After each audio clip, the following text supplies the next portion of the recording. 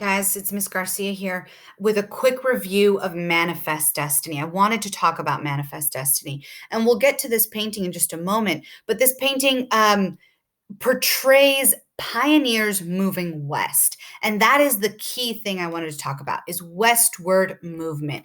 As you see here in this map, which we've seen many times, the United States moved west and got bigger and bigger and bigger. So we started out over here. Here are the Appalachian Mountains. Here are the Rocky Mountains. Here are the Sierra Nevada Mountains. And right here in the middle of the Louisiana Territory, that is what we call the Great Plains.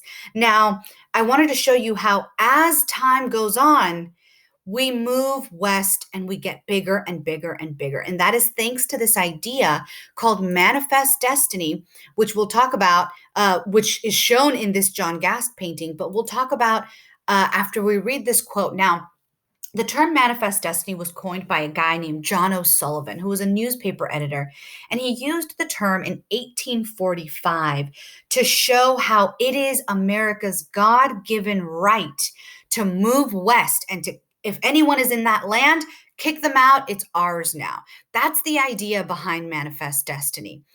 Now, the quote is right here. So it is the right of our manifest destiny to overspread and to possess the whole of the continent.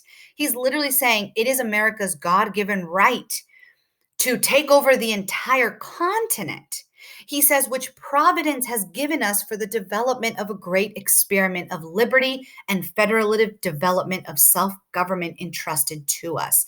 This word providence is the protective care of God or of nature as a spiritual power.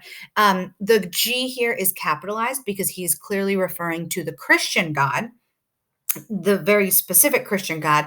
And he's literally saying that God told us to control all of the land. It doesn't matter if anyone's on there. It doesn't matter if Native Americans live there and have lived there for thousands of years. According to John O'Sullivan, and later on, according to America, it is our God-given right to take over as much land as possible. He says, for the development of the great experiment of liberty. That's us. He's talking about America. We are an experiment of liberty. When the United States was made, we were the first and only at the time country that was founded on these Enlightenment principles and these Enlightenment ideas. And so he's saying that because we're awesome, we should take over everything. It doesn't matter if Mexico owns it. It doesn't matter if Native Americans own it. It doesn't matter who is on that land. It is our God-given right to take it. So that brings us back here. The woman in the middle you see is what we call her Columbia. She is a metaphorical embodiment of the United States. And I really want to talk about how interesting this painting is.